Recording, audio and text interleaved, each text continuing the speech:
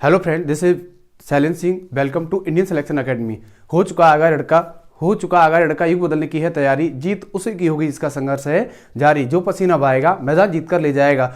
और जब जब मंजिल ने हौसला उसका कि तेरे बस की बात नहीं, कि जब जब मंजिल ने हौसला उसका कि तेरे बस की बात नहीं, हौसला ने मंजिल की आंखों में आंखें डाल के बोला चल झुट्टी तेरी इतनी औकात नहीं। जय हिंद साथियों, आज हम क्लियर करने वाले हैं यूपी जीके यानी उत्तर प्रदेश जनरल नॉलेज को हम कवर करने वाले हैं और प्रयास करेंगे कि 2 से 3 क्लास में आपका पूरा यूपी जीके फिनिश हो जाए। तो लगभग ये आधे घंटे का क्लास हो सकता है और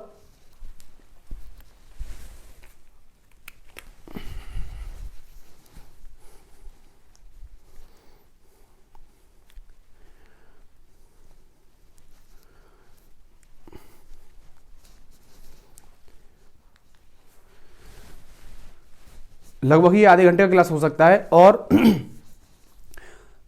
कोशिश करेंगे 2 से 3 क्लास में आपका यूपी जीके कवर हो जाए। इसको आपको लिखना नहीं है, अब टाइम नहीं है, बार बार देखना है। क्या करना है? बार बार देखना है, बार बार रिवीजन करना है। जो भी सब्जेक्ट हैं आपके वो रिवीजन करने हैं, आगे कुछ नहीं पढ़ना है, क्योंकि जो आगे पढ़ोगे वो काम नहीं आने वाला।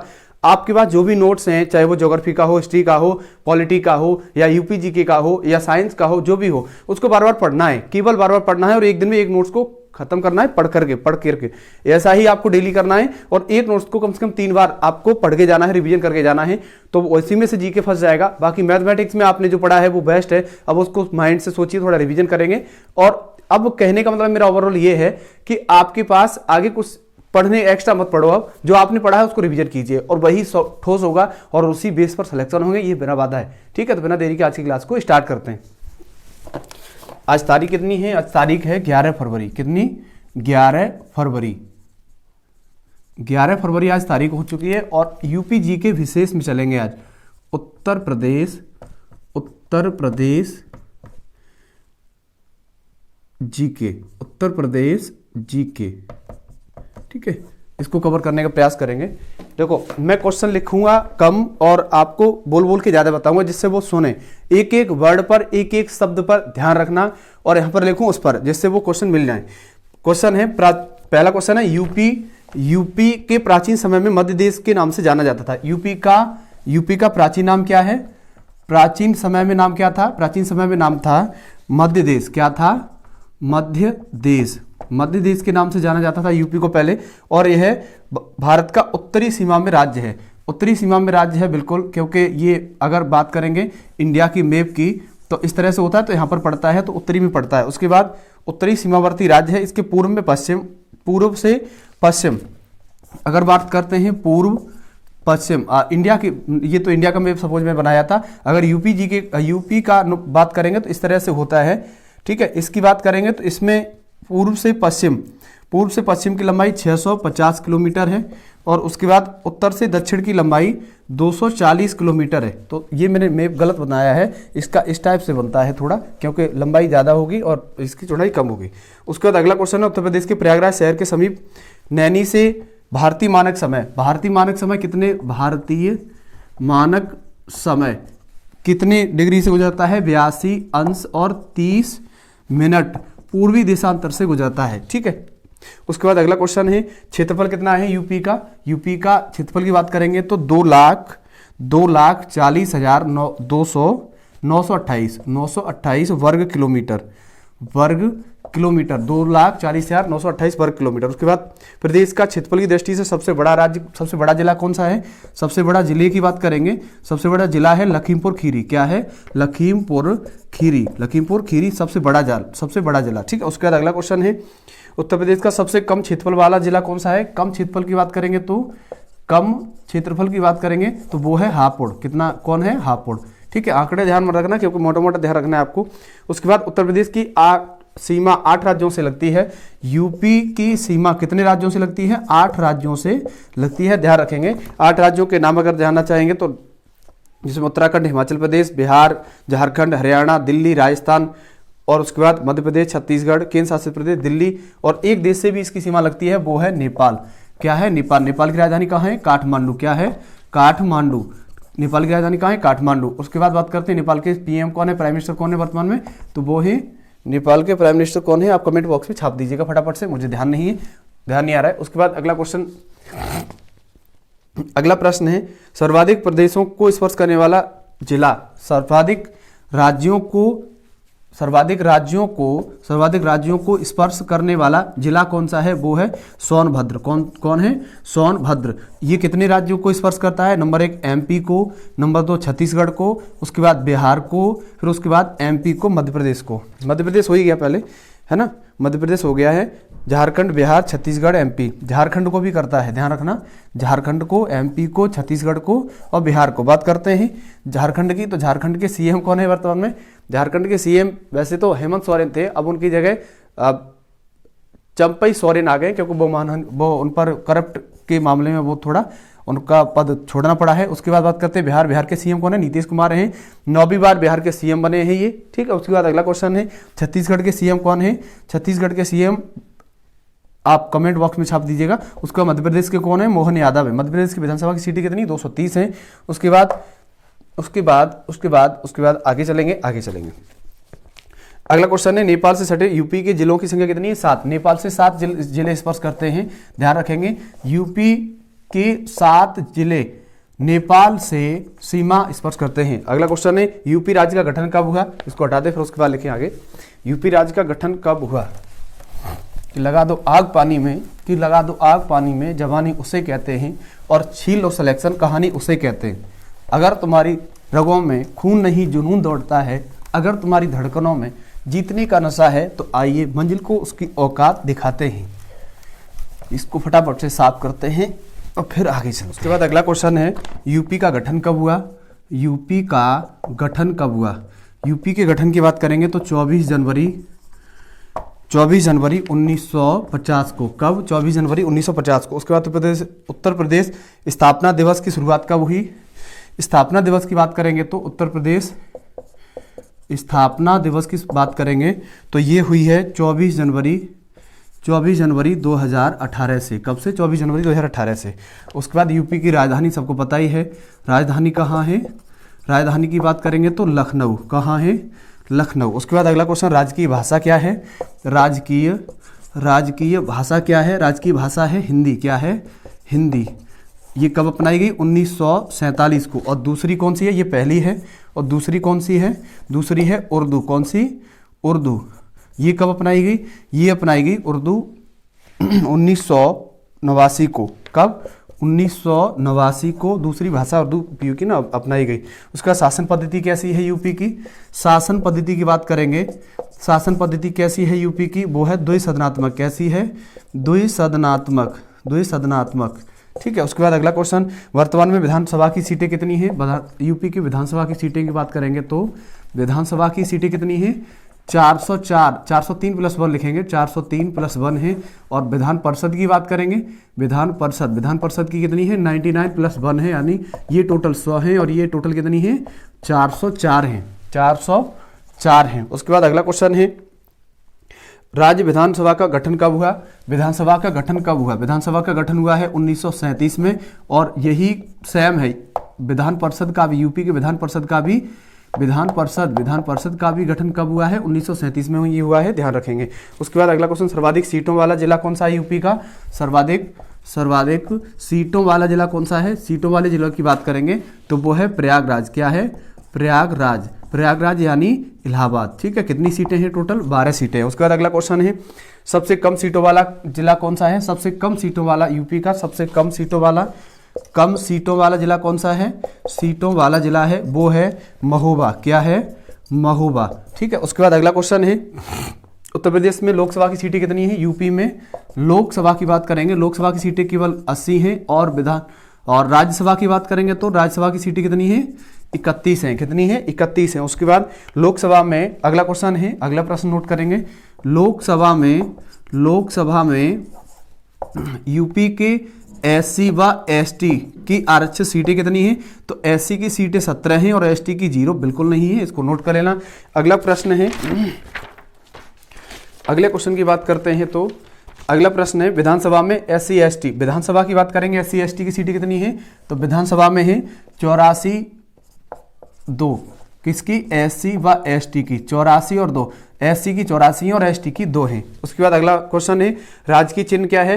राजकीय चिन्ह को कब अपनाया गया? यूपी के राजकीय चिन्ह की बात करेंगे तो राजकीय चिन्ह, राजकीय चिन्ह है एक धनुष, एक व्रत में दो मछली, एक धनुष बाण, एक व्रत में दो मछली, और अवध में मुस्लिम शासक का प्रतीक, एक तीर धनुष हिंदू शासन का श्री राम का प्रतीक है, तीन लाइनें गंगा यमुना के बहाव का प्रतीक है। इसे कब अपनाया गया बात करेंगे तो राजकीय चिन्ह को अपनाया गया है 1938 में। उसके बाद अगला क्वेश्चन है उत्तर प्रदेश में जिलों की संख्या कितनी है, यूपी में जिलों की संख्या 75 है। उसके बाद अगले क्वेश्चन की बात करते हैं तो अगले क्वेश्चन की बात करेंगे मंडलों की संख्या कितनी है, मंडलों की संख्या बात करेंगे तो मंडल कितने हैं यूपी में, यूपी में मंडल है 18 और 18वां मंडल कौन सा है, 18वां मंडल है अलीगढ़, कौन सा है अलीगढ़, ठीक है। उसके बाद अगले क्वेश्चन की बात करेंगे तो जिला पंचायती कितनी है, जिला पंचायतें 75 हैं, कितनी है, जिला पंचायतों की बात करेंगे तो जिला पंचायतें 75 हैं। उसके बाद अगला क्वेश्चन है यूपी में नगर निगम की संख्या कितनी है, यूपी में नगर निगम, किसकी, नगर निगम, नगर निगम की संख्या कितनी है, वो है 17, कितनी है 17। और 17वां नगर निगम कौन सा है, 17वां नगर निगम का नाम लिखेंगे, ये 2018 में घोषित किया गया है शाहजहांपुर, कौन सा, शाहजहांपुर, ठीक है, 2018 में ये घोषित किया गया। उसके बाद अगला क्वेश्चन है एनसीआर में कौन कौन से शामिल हैं, 8 शामिल हैं एनसीआर में, यूपी के जिले 8 शामिल हैं, इसको ध्यान रखना, सब मत ध्यान रखना।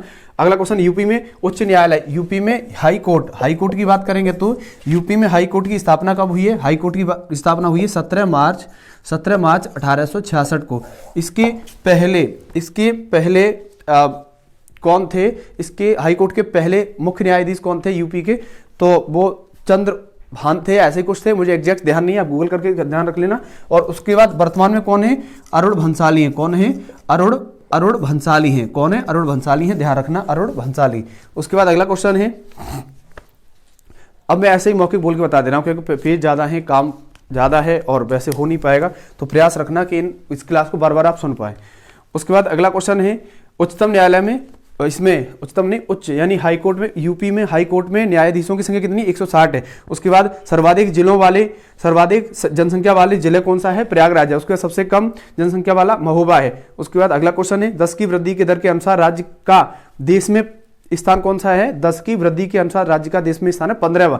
उसके बाद सर्वाधिक वृद्धि 10 की वृद्धि दर वाला गौतम बुद्ध नगर है, सबसे कम कानपुर नगर है। उसके बाद अगला क्वेश्चन है लिंगानुपात पर, पुरुषों पर महिलाओं की संख्या राज्य का लिंगानुपात कितना है, 912 है। उसके बाद अगला क्वेश्चन है साक्षरता पर, राज्य में कुल साक्षरता दर कितनी है, 67.72% है। उसके बाद साक्षरता दर में राज्य का स्थान कौन सा है, 29वां है। उसके बाद पुरुष साक्षरता दर कितनी है, 77.3% है। उसके बाद अगला क्वेश्चन सर्वाधिक साक्षरता दर वाला जिला कौन सा है, सर्वाधिक साक्षरता दर वाला जिला कौन सा है, गौतम बुद्ध नगर है, जिसमें 80% साक्षरता है। उसके बाद भारत के कुछ क्वेश्चन है इंडिया को लेकर के, विश्व में दूसरे स्थान पर चाइना है जनसंख्या में, पहले पर भारत है 2023 से। उसके बाद विश्व की जनसंख्या, भारत की जनसंख्या विश्व की जनसंख्या का कितने परसेंट है, 17.5% है। उसके बाद भारत के क्षेत्रफल की बात करते हैं, विश्व के क्षेत्रफल का तो 2.7 या 2.5% है। उसका क्षेत्रफल की दृष्टि से भारत का 7वां नंबर है। उसके बाद अगला क्वेश्चन है 2011 की जनगणना, अब तक कुल 15वीं जनगणना है। 2011 की जनगणना कौन से नंबर की है, 15वीं जनगणना है। स्वतंत्र भारत की 7वीं जनगणना है, 21वीं सदी की दूसरी जनगणना है, इस पॉइंट को ध्यान रखना। उसके बाद 15वीं जनगणना का आदर्श वाक्य क्या है, हमारी जनगणना हमारा भविष्य, हमारी जनगणना हमारा भविष्य। अगला क्वेश्चन है भारत की जनगणना 2011 का शुभंकर एक प्रगणक शिक्षक को बनाया गया, किसको बनाया गया, प्रगणक शिक्षक को बनाया गया। भारत की कुल जनसंख्या 2011 में, छोड़ो उस पॉइंट को। अगला क्वेश्चन है 1921 को जनसंख्या की दृष्टि से महान विभाजक वर्ष कहा गया, किसे, महान विभाजक वर्ष किसे कहा गया, 1921 को। क्यों, क्योंकि जनसंख्या की दृष्टि से। उसके बाद आईन अकबरी किसकी पुस्तक है, अबुल फजल की, जिसमें जनगणना का उल्लेख मिलता है। उसके बाद अगला क्वेश्चन है ब्रिटिश भारत में 1872 में लॉर्ड मेयो द्वारा पहली बार तथा 1881 में लॉर्ड रिपन के समय से नियमित जनगणना प्रत्येक 10 वर्ष के अंतराल पर कराई जा रही है। उसके बाद अगला क्वेश्चन है जनगणना 2011 के महत्वपूर्ण आंकड़े हैं। 2011 में जब जनगणना कराई गई तब कुल जनसंख्या कितनी थी भारत की, 1,21 करोड़ 121.08 करोड़ थी। वर्तमान की बात करेंगे तो लगभग 150 करोड़ हो चुकी है। उसका देश की जनगणना का दायित्व तो भारतीय संविधान के किस आर्टिकल में है, जनगणना का आर्टिकल की बात करेंगे तो 246 में है। उसके बाद अगला क्वेश्चन है, अगला प्रश्न है शिशु एवं मातृत्व मृत्यु दर, ये शीर्ष जन्म दर वाला राज्य यूपी है और न्यूनतम गोवा है। उसके बाद अगला प्रश्न है न्यूनतम साक्षरता वाला जिला कौन सा है, श्रावस्ती। अधिकतम साक्षरता वाला जिला कौन सा है, वो है गौतम बुद्ध नगर, ध्यान रखेंगे। उसके बाद शीर्ष पुरुष साक्षरता वाला भी गौतम बुद्ध नगर ही है, और महिलाओं वाला कानपुर है। उसके बाद अगला क्वेश्चन है सर्वाधिक ग्रामीण जनसंख्या वाला जिला प्रयागराज। उसका देश में सर्वाधिक नगर किस में है, देश में सर्वाधिक नगर किस राज्य में है, तो वो है यूपी में। उसके बाद अगला क्वेश्चन है सर्वाधिक अनुसूचित जनजाति वाला जिला सोनभद्र और न्यूनतम वाला बागपत। उसके बाद अगला क्वेश्चन है लिंगानुपात पर शीर्ष में राज्य शीर्ष पर कौन सा है, केरल है, इसका 1084 है। अगर केंद्र शासित प्रदेश की बात करेंगे तो पुदुचेरी है, 1037 है। न्यूनतम की बात करेंगे हरियाणा है, 879 है। न्यूनतम केंद्र शासित प्रदेश की बात करेंगे तो वो दमनदीप है, क्या है, दमनदीप। उसके बाद 2011 की बात करते हैं, जनगणना में भारत की जो साक्षरता की दर की वृद्धि दर्ज की गई वो थी 8.16%। कितनी, 8.16%। उसके बाद अधिकतम किसकी है, केरल में। सबसे ज्यादा साक्षर राज्य कौन सा है भारत का, वो है केरल, जिसमें 94% क्या है, साक्षरता है। और बिहार में सबसे कम है, वो है 61.8%। उसके बाद अगला क्वेश्चन है सर्वाधिक शहरी साक्षरों की संख्या कितनी है, सर्वाधिक शहरी साक्षरों की संख्या है महाराष्ट्र। कहाँ है, महाराष्ट्र। सर्वाधिक ग्रामीण साक्षरों की संख्या उत्तर प्रदेश। सर्वाधिक शहरी एवं ग्रामीण लिंगानुपात वाला राज्य कौन सा है, केरल। न्यूनतम शहरी एवं ग्रामीण लिंगानुपात वाला राज्य हरियाणा। सर्वाधिक शहरी शिशु जनसंख्या वाला राज्य उत्तर प्रदेश। सर्वाधिक, अगला क्वेश्चन है शहरी जनसंख्या में सर्वाधिक 10 की वृद्धि किसमें हुई है, सिक्किम में हुई है। उसके बाद अगला क्वेश्चन सर्वाधिक विकलांग जनसंख्या वाले राज्य कौन से हैं, उत्तर प्रदेश, बिहार और पश्चिम बंगाल। सर्वाधिक जनसंख्या वाला धर्म हिंदू। अगला क्वेश्चन है सर्वाधिक 10 की वृद्धि वाला धर्म मुस्लिम। न्यूनतम 10 की वृद्धि वाला धर्म जैन। सर्वाधिक लिंगानुपात वाला धर्म ईसाई। सर्वाधिक हिंदू धर्म हिमाचल प्रदेश। सर्वाधिक साक्षरता वाला धर्म जैन। सर्वाधिक जनघनत्व वाला राज्य जैन। उसके बाद सर्वाधिक जनघनत्व वाला राज्य बिहार। सर्वाधिक साक्षरता वाला है धर्म है जैन। न्यूनतम जनघनत्व वाला राज्य अरुणाचल प्रदेश। उसके बाद अगला क्वेश्चन है भारत सरकार अधिनियम 1935 में सर्वप्रथम अनुसूचित जाति शब्द का प्रयोग किया गया। आर्टिकल नंबर 341 में अनुसूचित जाति शब्द का उल्लेख किया गया है। उसके बाद यह विषम जाति समूह है जिसमें 1108 जातियां हैं और 2011 और उसके बाद है 2011 जनगणना के अनुसार देश में अनुसूचित जाति को की देश जनसंख्या की कुल जनसंख्या का 16.6% है। ठीक है। उसके बाद अगला क्वेश्चन है अनुसूचित जनजाति जनसंख्या वाला राज्य उत्तर प्रदेश है। न्यूनतम जनसंख्या वाला राज्य मिजोरम है। अगला क्वेश्चन है विश्व में सर्वाधिक जनसंख्या वाले नगर कौन से, संघाई चीन। उसके बाद विश्व में सर्वाधिक जनसंख्या वाला नगर कौन सा है, टोक्यो। विश्व के सर्वाधिक नगरीकृत देश कौन सा है, सिंगापुर। उसके बाद अगला क्वेश्चन है विश्व के न्यूनतम नगरीकृत वाला कौन सा है, आइलैंड। उसके बाद अगला क्वेश्चन की बात करेंगे भारत में जनघनत्व के राज्य। सर्वाधिक जनघनत्व वाला राज्य कौन सा है, बिहार है, 1106 है। और न्यूनतम अरुणाचल प्रदेश है, इसमें 17 है, 17 है। अगला क्वेश्चन है भारत में अनुसूचित जाति वाले राज्य केंद्र शासित प्रदेश। तो उत्तर प्रदेश सबसे ज्यादा है इसमें अनुसूचित जनजाति वाले में, अनुसूचित जाति वाले में, और न्यूनतम है मिजोरम। उसके बाद अगले क्वेश्चन की बात करते हैं तो पुदुचेरी, नोट में लिख लेना इस पॉइंट को, पुदुचेरी दिल्ली, चंडीगढ़, पंजाब और हरियाणा, इनमें कोई एसटी वर्ग का नहीं है, अनुसूचित जनजाति का नहीं है। एसटी मतलब शेड्यूल ट्राइब कास्ट। ठीक है। उसके बाद अगला क्वेश्चन है जनगणना पर उत्तर प्रदेश लिंगानुपात और शिशु लिंगानुपात की दृष्टि से देश के राज्यों और केंद्र शासित प्रदेशों की दृष्टि से 26वें नंबर पर है। उसके बाद अगला क्वेश्चन है उत्तर प्रदेश में सर्वाधिक लिंगानुपात वाला राज्य कौन सा है, जौनपुर, 1024 है इसका। कितना है, 1024 जौनपुर का। अगला क्वेश्चन है उत्तर प्रदेश में न्यूनतम लिंगानुपात वाला राज्य कौन सा है, गौतम बुद्ध नगर है, इसका कितना है, 851 है।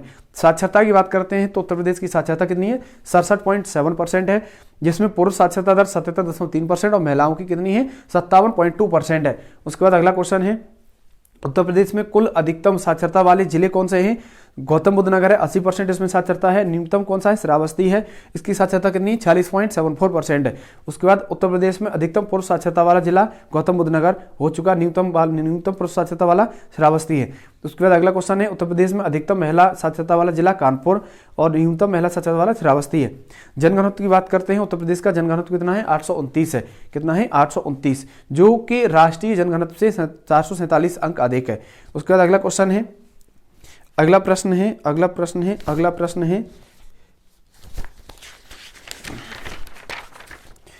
और फिर लास्ट पेज है, इसके बाद अब कल करेंगे। 8 पेज तक हमने कवर कर लिया है और इसमें टोटल इसमें पेजों की संख्या बात करेंगे तो 22 है इस नोट्स की। 8 पेज हमने आज कवर करने का प्रयास किया है। इस क्लास को कम से कम 2 बार सुन लेना, केवल सुन लेना, इसी से ये क्वेश्चन फंस जाएंगे और पेपर अच्छा होगा। अगला क्वेश्चन है 10 की वृद्धि दर। 10 की वृद्धि दर के अनुसार राज्य का देश में स्थान 15वां है, 15वें नंबर पर है वृद्धि की दर पर। उसके बाद प्रदेश की कुल जनसंख्या में विकलांगों की संख्या का 2.08% है। उसके बाद अगला क्वेश्चन है, भारत में उत्तर प्रदेश का स्थान क्षेत्रफल में भारत में यूपी का चौथा नंबर है। सबसे पहला क्षेत्रफल में राजस्थान है, दूसरे नंबर पर मध्य प्रदेश है, तीसरा महाराष्ट्र है और चौथा यूपी। राजस्थान, मध्य प्रदेश, महाराष्ट्र और यूपी, चौथे पर यूपी है। कुल जनसंख्या में पहले पर है यूपी, पुरुषों में जनसंख्या में भी पहले पर है, उसके बाद महिला में भी पहले पर है, जनघनत्व में चौथे पर है, जनघनत्व में और क्षेत्रफल में चौथे पर है। उसके बाद लिंगानुपात में 26वां है, लिंगानुपात में 26वां है, 10 की वृद्धि दर में 14वां है, साक्षरता दर में 29वां है। ठीक है, तो आज के लिए इतनी क्लास को रखते हैं। आगे अभी बहुत इंपॉर्टेंट क्वेश्चन बचे हुए हैं, तो प्रयास करेंगे कि वो अगली क्लास में आप तक पहुंचाए जाए। और आज की क्लास को इतना ही रखेंगे।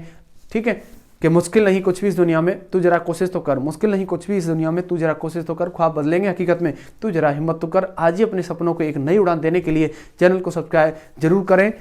और डाली है हरी भरी, डाली है हरी भरी तो फूल फिर खिलेंगे, डाली है हरी भरी तो फूल फिर खिलेंगे। और जिंदगी अगर कायम है तो कल फिर मिलेंगे। इसी के साथ जय हिंद और वंदे मातरम।